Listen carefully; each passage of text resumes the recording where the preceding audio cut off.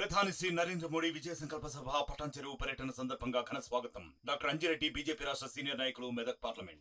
విశాఖలో విజన్ విశాఖ అని చెప్పి రేపు సీఎం జగన్మోహన్ రెడ్డి చేతుల మీదుగా పలు అభివృద్ధి పనులు అయితే ప్రారంభమవుతున్నాయి. అయితే దీనికి సంబంధించి మనతో పాటు మంత్రి గుడివాడ అమర్నాథ్ ఉన్నారు. ఆయన అడిగి తెలుసుకుందాం. సార్ చెప్పండి, ఏంటి విశాఖ విజన్ విశాఖ అభివృద్ధి పనులు, కొన్ని అభివృద్ధి పనులు అయితే చేపడుతున్నారు, ఏంటి ఏ విధంగా చూడొచ్చు? విశాఖపట్నానికి భవిష్యత్తు ఏ రకంగా ఉండబోతుంది, ఈ ప్రభుత్వం తీసుకున్నటువంటి నిర్ణయాల వల్ల దీని భవిష్యత్తు ఏ రకంగా మారబోతూ ఉంది, రేపు దేశంలో ఉన్నటువంటి ప్రముఖ నగరాలతో ధీటుగా పోటీ పడేటువంటి కార్యక్రమం ఏ రకంగా చేయబోతూ ఉన్నాం, వీటన్నిటిని కూడా ముఖ్యమంత్రి గారికి ఉన్నటువంటి ఒక ఆలోచన విధానాన్ని, అలాగే ప్రభుత్వం ఇప్పటికే తీసుకున్నటువంటి నిర్ణయాలను ఏ రకంగా అమలు చేయబోతా ఉన్నాం అనేటువంటి విషయాన్ని రేపు ప్రజల ముందు ఒక డాక్యుమెంట్ రూపంలో ముఖ్యమంత్రి గారు పెట్టబోతా ఉన్నారు. సో ఎందుకంటే విశాఖపట్నం అన్ని రకాలుగా, అంటే ఏదో ఒక నగరానికి ఒక ప్రాముఖ్యత ఉంటుంది. ఈరోజు ఉదాహరణ హైదరాబాద్ వెళ్ళారనుకోండి, ఒక ఐటీ రంగం ఉంటుంది. అదే మీరు విశాఖపట్నం వస్తే ఒక పక్క ఫార్మా రంగం, ఒక పక్క మ్యానుఫ్యాక్చరింగ్ సెక్టర్ ఉంది, ఒక పక్క రియల్ ఎస్టేట్ రంగం ఉంది, ఒక పక్క టూరిజం ఉంది, ఒక పక్క సర్వీస్ సెక్టర్స్ ఉన్నాయి. ఇన్ని రకాలుగా, ఒక పక్క ఐటీ ఉంది. ఇన్ని రకాలుగా ఉన్నటువంటి నగరానికి ఒక గ్లోబల్ సిటీగా దీన్ని అవతరించాలనేటువంటి ఉద్దేశం మా ప్రభుత్వానికి, ముఖ్యమంత్రి గారి తాలూకు ఆలోచన విధానం ఉంది. సో వీటన్నిటికి సంబంధించి ఇన్ఫ్రాస్ట్రక్చర్ ఫెసిలిటీస్ ఏ రకంగా అభివృద్ధి చేయబోతూ ఉన్నాం, ఫ్యూచర్ నగరం డొమెస్టిక్ యూసేజ్ ఎటువైపు వెళ్ళబోతూ ఉంది, పారిశ్రామిక యూసేజ్ ఎటువైపు వెళ్ళబోతూ ఉంది, ఏ రకంగా అంతర్జాతీయ స్థాయిలో మాల్స్ తీసుకురాబోతూ ఉన్నాం, టూరిజం యాక్టివిటీ క్రియేట్ చేయబోతున్నాం, ఇవన్నీ కూడా ప్రజల ముందుకి ముఖ్యమంత్రి గారు తీసుకురాబోతూ ఉన్నారు. సార్ ఏ సెక్టర్స్ వస్తున్నాయి సార్? అంటే హెల్త్ సెక్టర్ ఒకటి ఉంది, ఇంకా దాంతోపాటు ఇంకేంటి? అదే చెప్తున్నా కదా, ఇందాక చెప్పినట్టు ఫార్మా రంగం కానివ్వండి, హెల్త్ సెక్టర్ కానివ్వండి, టూరిజం కానివ్వండి, హాస్పిటల్కి సంబంధించినటువంటి నూతన ఆలోచనలు వాళ్ళకి ఏవైతే ఉన్నాయో, కొత్తగా వస్తామన్నటువంటి వారిని ఆహ్వానించేటువంటి కార్యక్రమం కానివ్వండి, 5 స్టార్ రిసార్ట్స్ని ఈ ప్రాంతానికి తీసుకొచ్చేటువంటి దాని కానివ్వండి, లేదా అదాని డేటా సెంటర్తో పాటు వైజాగ్ టెక్ పార్క్ లాంటి మరింత కొత్త ఫెసిలిటీస్ని క్రియేట్ చేసేటువంటి కార్యక్రమం కానివ్వండి, బల్క్ డ్రగ్ పార్క్ విశాఖపట్నంలో, మన నక్కపల్లి, ఉమ్మడి విశాఖపట్నంలో ఉన్నటువంటి నక్కపల్లి ప్రాంతంలో కానివ్వండి, లేదా ఎన్టీపీసీ ద్వారా గ్రీన్ హైడ్రోజన్ హబ్ ఏర్పాటు చేసేటువంటి కార్యక్రమం కానివ్వండి, లేదా different activities, Bhogapuram international airport కానివ్వండి, దానికి సంబంధించి కనెక్టివిటీ రోడ్డు ఏర్పాట్లు చేసేటువంటి కార్యక్రమం కానివ్వండి, ఇవన్నీ కూడా పెద్ద ఎత్తున డిఫరెంట్ సెక్టర్స్లో, అన్ని సెక్టర్స్లో కూడా ఏ రకంగా ముందడుగు వేయబోతా ఉన్నాం అనేటువంటిది ముఖ్యమంత్రి గారి మాటల ద్వారా, ఆయన విజన్ డాక్యుమెంట్ ద్వారా ప్రజల ముందు పెట్టబోతా ఉన్నాం. కొన్ని కామెంట్స్ అయితే కనబడుతున్నాయి, ఎలక్షన్ ముందు బాదరగా కొన్ని డెవలప్మెంట్ చేస్తున్నారు, ఇది కావాలని ఎలక్షన్ స్టంట్ అంటున్నారు, ఏమంటారు? ఇవన్నీ కూడా నేను అనేది, ఇప్పుడు మేమేదో ఊహల్లో పెట్టేటువంటి విషయాలు కాదు, మేము ఇప్పుడు చెప్పబోయేవన్నీ చేసేటువంటి కార్యక్రమాలు, ఇప్పటికే జరుగుతున్నటువంటి కార్యక్రమాల ద్వారా వచ్చేటువంటి మార్పుని చెప్పేటువంటి కార్యక్రమం ముఖ్యమంత్రిగా చేయబోతా ఉన్నారు.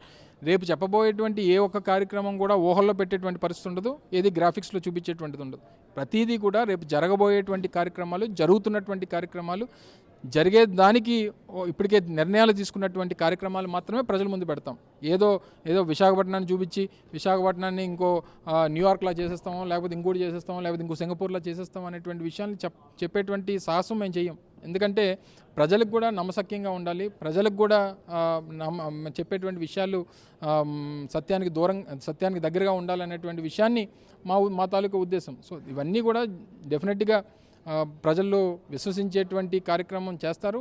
ఆ నమ్మకం ప్రజలకి జగన్మోహన్ రెడ్డి గారి మీద ఉందనేటువంటి విషయాన్ని కూడా తెలియజేస్తాం. సార్, ప్రధానంగా చంద్రబాబు నాయుడు గారు ఒక సోషల్ మీడియాలో ఒక పోస్ట్ అయితే చేశారు, 370 కోట్లతో సచివాలయాలు తాకట్టు పెడుతున్నారు అని. అది బాగా వైరల్ అవుతుంది, ఏమంటారు మీరు? అన్నీ ఆయన ప్రతిదీ కూడా, ఆయన కూడా ఒక గతంలో 14 సంవత్సరాలు ముఖ్యమంత్రిగా పనిచేశాడు, 45 సంవత్సరాల రాజకీయ అనుభవం ఉందని చెప్పేటువంటి నాయకుడు ఏది పడితే అది అలాగా పెట్టి ప్రజల్ని కేవలం అధికారం కోసం తప్పుడు విషయాల్ని ప్రొపగండా చేసి, గోబెల్ ప్రచారం చేసి దానివల్ల లబ్ధి పొందుదాం అనేటువంటి ప్రయత్నం చేయడం అనేటువంటి సమంజసం కాదు. అంటే ఏదో చెప్పినట్టు అధికారం కోసం ఏ గడ్డన్నా కరుస్తాం అనేటువంటి విషయాన్ని, ఆ సామెతకి దగ్గరగా వారు చేస్తున్నటువంటి ప్రొపగాండా అనేటువంటిది కరెక్ట్ కాదు. ప్రొపగాండా చేసినటువంటి పత్రికలు కానివ్వండి, చేస్తున్నటువంటి వ్యక్తుల మీద కూడా డెఫినెట్గా యాక్షన్ ప్రభుత్వం తీసుకుంటుందనే విషయాన్ని తెలియజేస్తాం. ప్రధానంగా రేపు జరగబోయే ఈ విజన్ విశాఖ ఎన్ని కోట్లతో చేస్తున్నారు? దాదాపు 1,00,000 కోట్ల రూపాయలతో డిఫరెంట్ ప్రాజెక్ట్స్, ఇందాక చెప్పినట్టు గ్రీన్ హైడ్రోజన్ దాంట్లో ఒక 20,000 కోట్ల రూపాయలు, ఇప్పుడే ఇందాక మీకు చెప్పినట్టు జీవీఎంసీకి సంబంధించిన కొన్ని ప్రాజెక్ట్స్ 1,500 కోట్ల రూపాయలు పెట్టి అవి చేయబోతూ ఉన్నాం. ఇప్పటికే ఒక 500 కోట్ల రూపాయలతో ఇనార్బిట్ మాల్ నిర్మాణం జరుగుతూ ఉంది.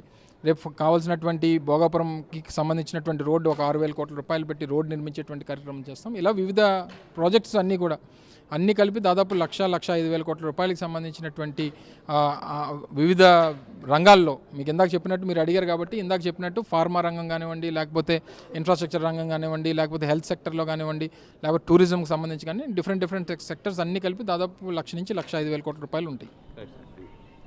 ఇది ప్రధానంగా రేపు సీఎం జగన్మోహన్ రెడ్డి విశాఖ వస్తున్న నేపథ్యంలో దగ్గర 1,05 కోట్లతో పలు అభివృద్ధి పనులన్నిటికీ ఇక్కడి నుంచి శ్రీకారం చుట్టబోతున్నారు సీఎం జగన్మోహన్ రెడ్డి. అలాగే విశాఖకి మెయిన్ సీఎం జగన్మోహన్ రెడ్డి ప్రధానంగా విశాఖని మెయిన్ సిటీ కింద చేసి దీన్ని పలు అభివృద్ధి పనులు చేయడానికి తను ఇంట్రెస్ట్ చూపిస్తున్నారు. అలాగే రానున్న రోజుల్లో విశాఖపట్నం మంచి పేరున్న నగరంగా తయారవుతుందని చెప్పి మంత్రి గుడివాడ అమర్నాథ్ అయితే తెలియజేస్తున్నారు. కెమెరామెన్ అజయ్తో శివరామకృష్ణ, RTV, విశాఖపట్నం నుంచి. మరిన్ని వీడియోస్ కోసం ఛానల్ ని సబ్స్క్రైబ్ చేయండి, లేటెస్ట్ అప్డేట్స్ కోసం వాట్సాప్ ఛానల్ ని ఫాలో చేయండి అండ్ లింక్ డిస్క్రిప్షన్ లో ఉంది.